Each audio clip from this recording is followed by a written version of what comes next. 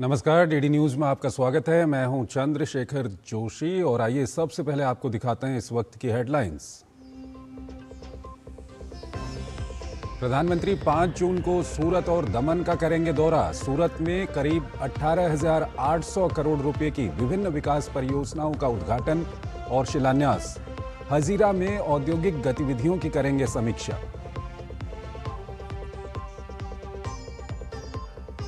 PM Modi ने Venezuela की कार्यवाहक राष्ट्रपति से की मुलाकात। ऊर्जा, खनन, पशुपालन और परिवहन क्षेत्रों पर रहा फोकस। द्विपक्षीय संबंधों की मजबूती पर जोर।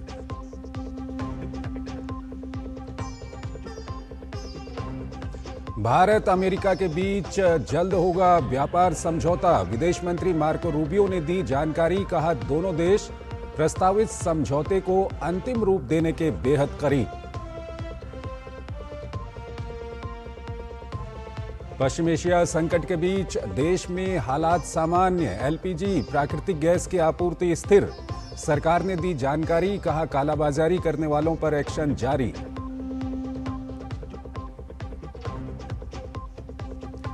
ईरान जंग रोकने का प्रस्ताव अमेरिकी हाउस में पास। संसद की मंजूरी बिना सैन्य कार्रवाई पर रोक की मांग।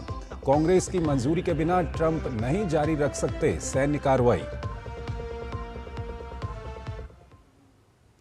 और आइए अब खबरों को विस्तार से देखते हैं। वेनेजुएला की कार्यवाहक राष्ट्रपति डेल्सी रॉड्रिगेज ने आज नई दिल्ली में प्रधानमंत्री नरेंद्र मोदी से मुलाकात की। हैदराबाद हाउस में हुई बैठक में अहम द्विपक्षीय मुद्दों पर चर्चा हुई। राष्ट्रपति डेल्सी रॉड्रिगेज भारत की 5 दिवसीय यात्रा पर हैं। उनके साथ एक उच्च स्तरीय प्रतिनिधिमंडल भी भारत का दौरा कर रहा है।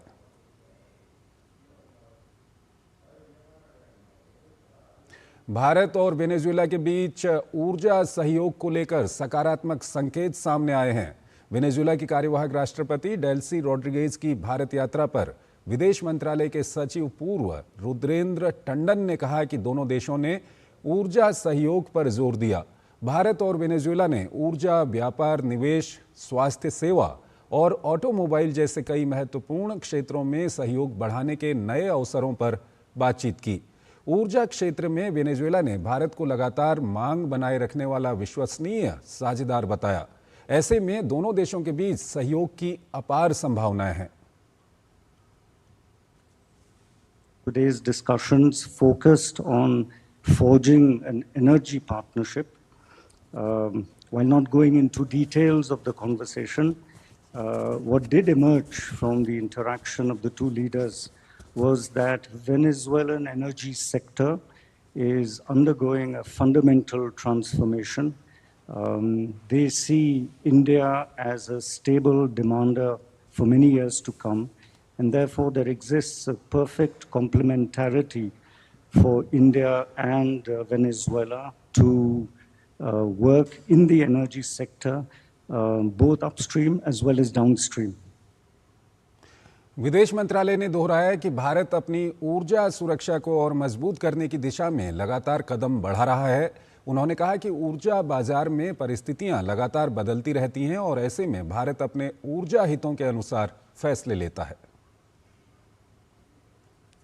As a big country, जो हमारा उद्देश्य है वो है to diversify sources of energy from as many sources as possible. We are going to be a very stable buyer for many, many years to come. Sellers of oil recognize that because when they enter into contracts with India, they know that irrespective of what is happening in the international market, there will be a stable buyer. So it is in their interest to enter into long-term contracts rather than to do spot buying. So we hope that at some stage we move forward to long-term secure supplies from all our suppliers.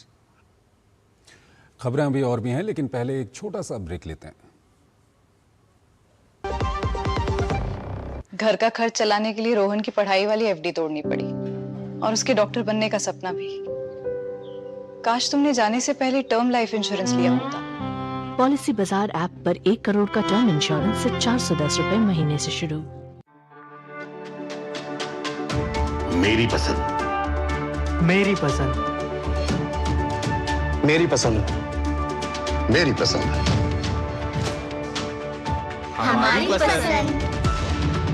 हम सबकी पसंद। मजबूत देश का मजबूत सरिया हो गया स्टील। स्वागत है आपका ब्रेक के बाद। राज्यसभा की paper slate on the table समिति ने प्रसार भारती सचिवालय का दौरा किया। इस अवसर पर समिति के सदस्यों का प्रसार भारती के वरिष्ठ अधिकारियों द्वारा स्वागत किया गया। कार्यक्रम की शुरुआत दीप प्रज्वलन और सम्मान समारोह से हुई। इस दौरान प्रसार भारती सीईओ गौरव द्विवेदी ने प्रसार भारती द्वारा किए जा रहे कार्यों, उपलब्धियों, पहलों और भविष्य की योजनाओं पर विस्तृत प्रस्तुति दी। समिति के सदस्यों ने दूरदर्शन दिल्ली और डीडी न्यूज के न्यूज रूम और स्टूडियो को देखा और विभिन्न विषयों पर अधिकारियों के साथ विचार विमर्श भी किया। हम अपनी कमेटी के अंतर्गत दायित्व था, उसमें आज प्रसार भारती में आए।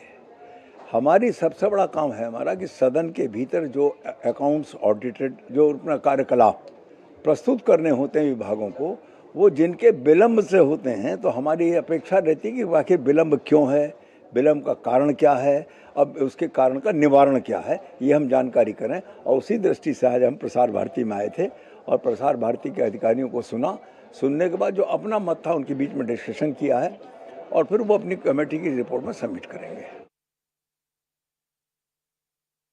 तो आकाशवाणी और दूरदर्शन के जो वो सॉन्ग, जो उसके म्यूज़िक जो बजे, तो हम तुरंत उससे कनेक्ट हो गए। इतना मधुर आवाज़ और वो बचपन की यादें, सब चीज़ सामने आ गई। तो ये एक ऐतिहासिक महत्व है इसका और इसे बरकरार रखना चाहिए। इसके लिए अधिकारियों को मैं धन्यवाद दूंगी। और इस वक्त एक बड़ी खबर आ रही है। बीजेपी ने राज्यसभा चुनाव के लिए 11 उम्मीदवारों के नाम का ऐलान किया है। गुजरात के लिए 4 बीजेपी प्रत्याशियों की घोषणा हुई है। मध्य प्रदेश के लिए 2 बीजेपी प्रत्याशियों की घोषणा हुई है। राजस्थान के लिए 2 बीजेपी प्रत्याशियों के नाम का ऐलान किया गया है। वहीं मणिपुर के लिए 1 बीजेपी प्रत्याशी की घोषणा की गई है। ओडिशा के लिए 1 बीजेपी उम्मीदवार, अरुणाचल प्रदेश के लिए 1 उम्मीदवार की घोषणा की गई है। तो इस वक्त की ये बड़ी खबर है। बीजेपी के राज्यसभा उम्मीदवारों की लिस्ट जारी कर दी गई है। मणिपुर के लिए 1 बीजेपी प्रत्याशी की घोषणा की गई है। उड़ीसा के लिए 1 बीजेपी उम्मीदवार की घोषणा यहां पर कर दी गई है। ये लिस्ट भी हम आपको दिखा रहे हैं आपकी टेलीविजन स्क्रीन पर। अरुणाचल प्रदेश के लिए 1 उम्मीदवार की यहां पर घोषणा की गई है। तो इस वक्त की ये बड़ी खबर है। बीजेपी के राज्यसभा उम्मीदवारों की लिस्ट यहां पर जारी कर दी गई है। ये लिस्ट भी हम आपको दिखा रहे हैं। अगली खबर की ओर आपको लिए चलते हैं। दमन अब विकास की नई उड़ान भरने जा रहा है। 123 करोड़ रुपए की लागत से तैयार नमो एयरपोर्ट का नया टर्मिनल उद्घाटन के लिए तैयार है। इसके साथ ही दमन को नियमित वाणिज्यिक हवाई सेवाओं का लाभ मिलेगा, जिससे दिल्ली, मुंबई और अहमदाबाद जैसे प्रमुख शहरों से इसकी दूरी और कम हो जाएगी। सरकार को उम्मीद है कि ये परियोजना न केवल पर्यटन और व्यापार को बढ़ावा देगी, बल्कि पूरे क्षेत्र की अर्थव्यवस्था को भी नई रफ्तार देगी। हमारी ये खास रिपोर्ट देखिए। समुद्र के किनारे बसा दमन अब नई ऊंचाइयों की ओर बढ़ने को तैयार है। 123 करोड़ रुपए की लागत से तैयार नमो एयरपोर्ट का नया टर्मिनल भवन उद्घाटन के लिए पूरी तरह तैयार है। प्रधानमंत्री इसके उद्घाटन के साथ दमन को वाणिज्यिक हवाई सेवाओं की नई पहचान देंगे। अब तक सड़क और रेल संपर्क पर निर्भर रहने वाले क्षेत्र के लिए यह परियोजना एक बड़े बदलाव का संकेत है। बेहतर हवाई संपर्क से पर्यटन, व्यापार और निवेश के नए अवसर खुलने की उम्मीद है। काफ़ी फ़ायदा होगा, क्योंकि अब तक जो हम प्रेफरेबली एयरपोर्ट की बात करें तो हमें या तो सूरत या तो मुंबई का प्रेफरेंस लेना पड़ता था, और अगर मुंबई की बात करें तो 3-4 घंटे पहले निकल कर उसके बाद हमें फ़्लाइट लेनी पड़ती थी। साथ ही साथ अगर सूरत की बात करें तो 2.5-3 घंटे पहले हमें जाकर वहाँ पे करना पड़ता था, तो टाइम कंज्यूमिंग बहुत ज़्यादा था। तो अब जब हमारे एरिया और हमारे लोकेलिटी में ही ये चीज़ आ गई है तो हमारे लिए बहुत ही गर्व की बात है। दमन में इतना रिच हेरिटेज है, टूरिज्म इतना अच्छा है, इतना अच्छा कोस्ट लाइन है, पढ़े लिखे लोग हैं, इंडस्ट्रीज है, पर हमको सूरत या मुंबई तक जाना पड़ता था। ये एयरपोर्ट के इनॉग्रेशन के साथ अब हमारी कनेक्टिविटी दुनिया के साथ और बाकी के इंडिया के साथ बहुत अच्छी हो जाएगी, बहुत स्पीड अप हो जाएगी। 1 लाख वर्ग मीटर से अधिक क्षेत्र में फैला ये आधुनिक एयरपोर्ट अत्याधुनिक सुविधाओं से लैस है। नया टर्मिनल एक समय में 180 यात्रियों को संभाल सकता है। शुरुआती चरण में यहां से दिल्ली, मुंबई और अहमदाबाद के लिए उड़ान सेवाएं शुरू की जाएंगी। इससे यात्रियों, कारोबारियों और पर्यटकों को तेज और सुविधाजनक यात्रा का विकल्प मिलेगा। लेकिन यह सिर्फ शुरुआत है। एयरपोर्ट के रनवे विस्तार का काम पहले से जारी है। भविष्य में बड़े विमानों के संचालन की संभावना को ध्यान में रखते हुए बुनियादी ढांचे को विकसित किया जा रहा है। नियामकीय मंजूरियां मिलने के बाद यहां से अतिरिक्त घरेलू और संभावित अंतर्राष्ट्रीय उड़ानों का रास्ता भी खुल सकता है। इसका लाभ दमन और दादर और नगर हवेली से जुड़े बड़े प्रवासी समुदायों को मिलेगा। यह एयरपोर्ट आसपास के औद्योगिक क्षेत्रों, खासकर वापी जैसे प्रमुख औद्योगिक केंद्रों के लिए भी महत्वपूर्ण साबित हो सकता है। वहीं समुद्र तटों, पुर्तगाली विरासत और प्राकृतिक सौंदर्य के लिए प्रसिद्ध दमन में पर्यटन को भी नई गति मिलने की उम्मीद है। 1961 में गोवा, दमन और दीव की मुक्ति के बाद शुरू हुई विकास यात्रा में यह एक और महत्वपूर्ण पड़ाव माना जा रहा है। बेहतर हवाई संपर्क अब लोगों, कारोबार और अवसरों को पहले से कहीं अधिक करीब लाने का काम करेगा। अत्याधुनिक सुविधाओं से लैस ये नया हवाई अड्डा पर्यटन को बढ़ावा देने, व्यापार और उद्योग को मजबूती देने तथा केंद्र शासित प्रदेश को देश के प्रमुख आर्थिक केंद्रों से जोड़ने में महत्वपूर्ण भूमिका निभाएगा। इसी के साथ ही दमन भारत के विमान मानचित्र पर अपनी एक नई पहचान बनाने में भी कामयाब हो जाएगा। कैमरा पर्सन सौरभ बख्शी और सुनील राणा के साथ मैं तापस भट्टाचार्य, दूरदर्शन समाचार, दमन। दिल्ली के मालवीय नगर फायर मामले में जांच अब तेज हो गई है। इस केस में आरोपी लवकेश बजाज को दिल्ली पुलिस ने साकेत कोर्ट में पेश किया, जहां कोर्ट ने उसे 4 दिन की पुलिस रिमांड पर भेज दिया। पुलिस ने कोर्ट में दलील दी कि मामले की गहराई से जांच के लिए हिरासत जरूरी है, खास तौर पर होटल से जुड़े दस्तावेजों और अन्य अहम जानकारियों को जुटाने के लिए। इस पूरे मामले में दिल्ली पुलिस कई स्तरों पर जांच को आगे बढ़ा रही है। जांच में सामने आया है कि होटल में आग शॉर्ट सर्किट की वजह से लगी थी। वहीं पुलिस ने होटल मालिक लवकेश बजाज को बुधवार को ही अरेस्ट कर लिया था। जिस इमारत में आग लगी वहां केवल 6 कमरों के B&B की अनुमति थी, लेकिन 25 कमरों का होटल संचालित किया जा रहा था। 4 मंजिला इमारत में बनाए गए कमरों के लिए फायर NOC भी नहीं ली गई थी और होटल में आने जाने का केवल एक ही रास्ता था। 3 जून 2026 को हौजरानी स्थित फ्लोरिश स्टे होटल में लगी भीषण आग में 21 लोगों की जलकर मौत हो गई थी। मृतकों में ज्यादातर विदेशी नागरिक थे। हादसे के दौरान 40 से ज्यादा लोगों को बचाया गया, जबकि 8 लोगों ने होटल से कूदकर अपनी जान बचाई। फिलहाल 8 घायल ICU में भर्ती हैं और 7 अन्य वेंटिलेटर पर हैं। पुलिस ने इस मामले में गैर इरादतन हत्या, आग से संपत्ति को नुकसान पहुंचाने, लोगों की जान खतरे में डालने और आग के मामले में लापरवाही समेत कई गंभीर धाराओं में FIR दर्ज की है। गाजियाबाद के खोड़ा इलाके में सूर्या चौहान नाम के युवक की हुई हत्या के मामले में पुलिस ने 5वें आरोपी सारिक मेवाती को भी गिरफ्तार कर लिया है। इसके अलावा Ghaziabad police operation clean sweep के तहत गाजियाबाद के सभी क्रिमिनल्स पर भी शिकंजा कस रही है। जो लोग सोशल मीडिया के माध्यम से भ्रामक प्रचार कर रहे हैं वो भी पुलिस के रडार पर हैं। इसी मुद्दे पर ACP इंद्रापुरम अभिषेक श्रीवास्तव से बातचीत की हमारे संवाददाता दिव्यांशु मल्होत्रा ने। गाजियाबाद पुलिस पूरे एक्शन मोड में है। हमारे साथ बातचीत करने के लिए अभिषेक श्रीवास्तव जी हैं, जो कि ACP इंदिरापुरम हैं। इनसे बातचीत करेंगे कि आखिर सूर्य हत्याकांड में अभी तक जांच कहां तक पहुंची है और ऑपरेशन क्लीन स्वीप जो चलाया जा रहा है उसकी क्या स्थिति फिलहाल है। सर, मेरा पहला सवाल ये है कि सूर्या चौहान की जिस तरह से हत्या हुई, अब तक इन्वेस्टिगेशन आप लोगों की कहाँ तक पहुँची है, टोटल कितने अरेस्टिंग हुई है, और एक बड़ा सवाल ये है कि जो रीज़न ऑफ किलिंग थी वो अभी तक की जाँच में क्या साफ हो पाई है। विवेचना के क्रम में इसमें जो 4 नामजद अभियुक्त सभी की गिरफ्तारी की जा चुकी है तथा विवेचना में सभी बिंदुओं पर गहनता से जांच की जा रही है और जो भी तथ्य आ रहे हैं उन्हें विवेचना में समावेश कर अग्रिम विधिक कार्रवाई सुनिश्चित की जाएगी। ऑपरेशन क्लीन स्वीप के तहत क्या कुछ अभी तक सर आप लोगों की तरफ से कार्रवाई की गई है? खोड़ा क्षेत्र में निवासरत जितने भी अपराधी हैं सभी के सत्यापन और उनसे जो जाँच की प्रक्रिया है वो की जा रही है ऑपरेशन क्लीन स्वीप के तहत। और पिछले 3 दिनों से लगातार ही अपराधियों का सत्यापन किया जा रहा है और उनसे पूछताछ भी की। और आइए आपको सीधे लिए चलते हैं। प्रधानमंत्री इस वक्त संबोधित कर रहे हैं पहले वर्ल्ड योगासना स्पोर्ट्स चैंपियनशिप जो अहमदाबाद में अब शुरू होने वाली है। तो पहली वर्ल्ड योगासन चैंपियनशिप का आगाज हो रहा है। 60 से ज़्यादा देशों के प्रतिभागी इसमें हिस्सा ले रहे हैं। इस मौके पर प्रतिभागियों को पीएम मोदी संबोधित कर रहे हैं।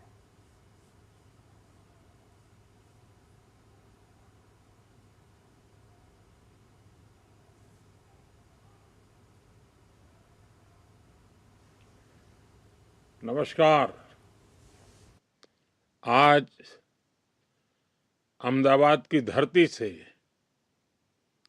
विश्व की स्पोर्ट्स लेगेसी में एक और नया अध्याय जुड़ा है। आज पहली वर्ल्ड योगासना चैंपियनशिप शुरू हो रही है।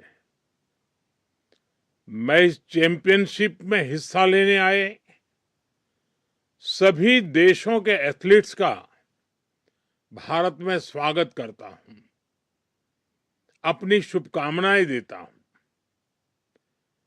Ahmedabad UNESCO world heritage city है और भारत के इस ऐतिहासिक शहर में ये आयोजन पूरे देश के लिए गर्व की बात है। अब से कुछ दिन बाद 21 जून को वर्ल्ड योगा डे भी मनाया जाएगा। उस दिन दुनिया के अलग अलग देशों में योग से जुड़े आयोजन होंगे और इसका प्रमुख कार्यक्रम भारत के एक और ऐतिहासिक शहर कोलकाता में होगा।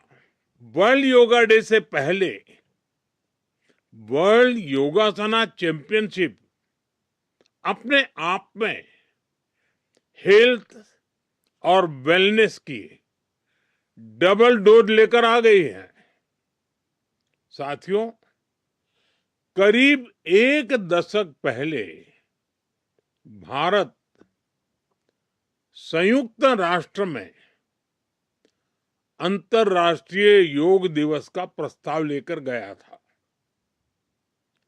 हम प्राचीन भारतीय परंपरा को पूरी मानवता के स्वास्थ्य और सामूहिक कल्याण से जोड़ना चाहते थे और तब यूएन में 190 देशों ने 190 कंट्रीज ने भारत के इस प्रस्ताव को समर्थन किया था। आज यह देखकर बहुत खुशी होती है कि करोड़ों लोग योग को अपनी दिनचर्या का हिस्सा बना चुके हैं।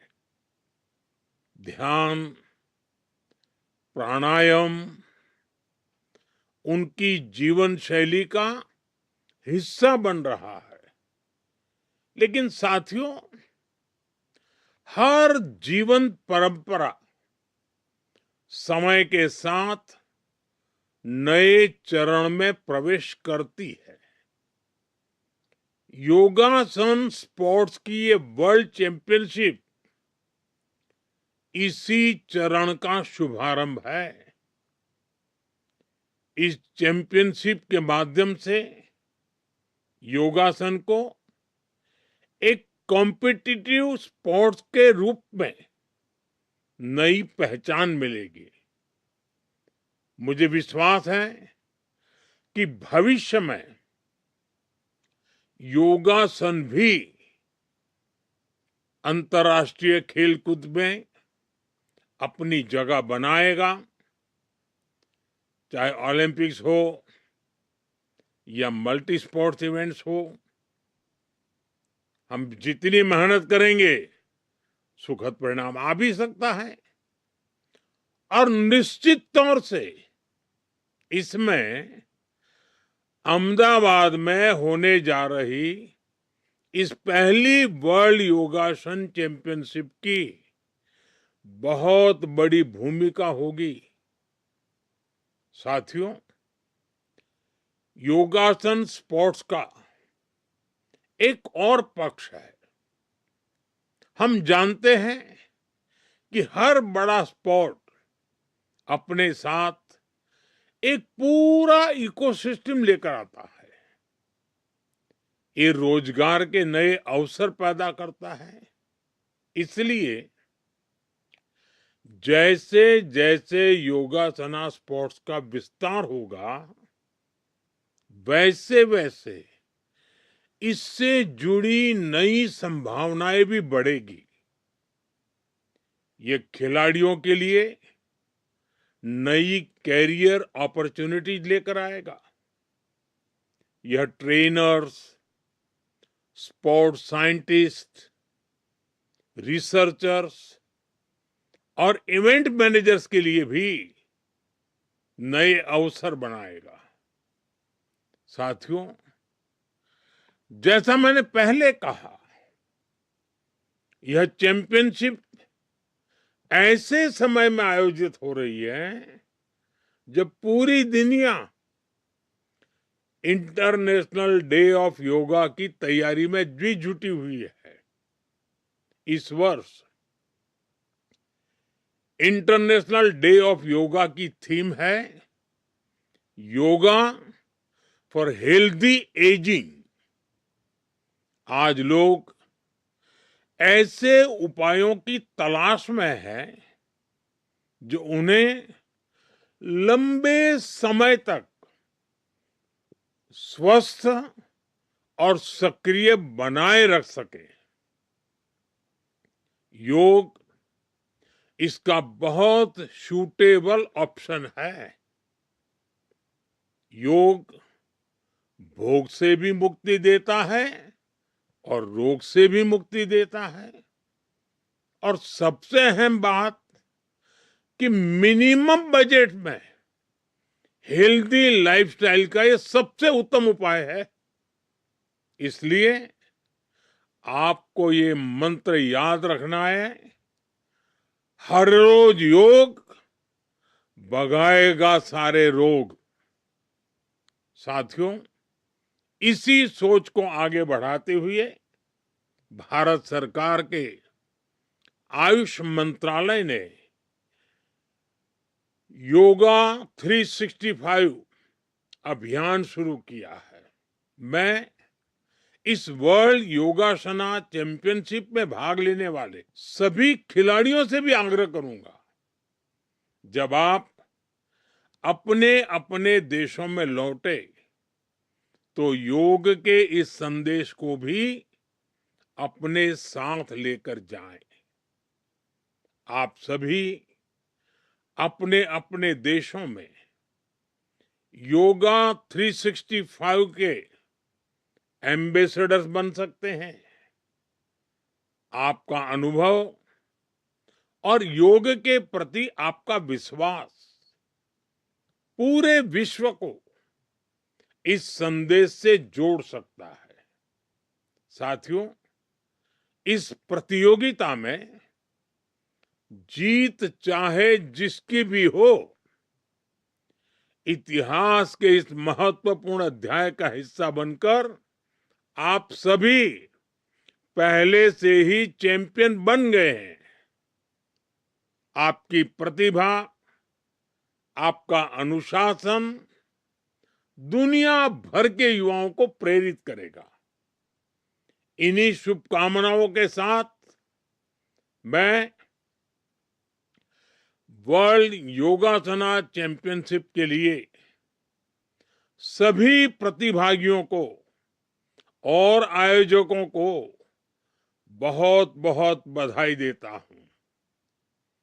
I hereby declare the first World Yogasana Championship 2026 Ahmedabad open.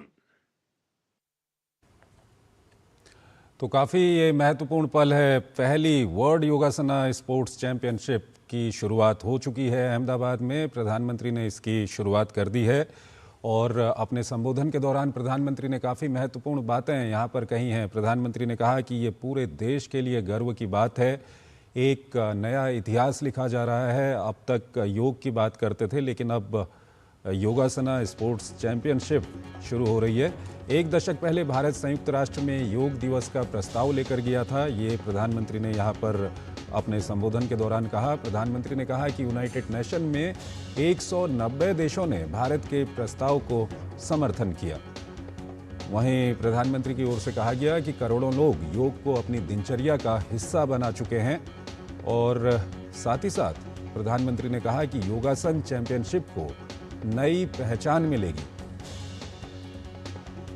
प्रधानमंत्री ने कहा कि योगासन खेल का आने वाले वक्त में बहुत बड़ा योगदान होगा। वहीं प्रधानमंत्री ने अपने संबोधन के दौरान कहा कि योगासन स्पोर्ट्स के विस्तार से नई संभावनाएं बनेंगी। उन्होंने कहा कि योग रोग से मुक्ति देता है। प्रधानमंत्री ने कहा कि मिनिमम बजट से हेल्थी लाइफ का सबसे बड़ा उपाय योग है।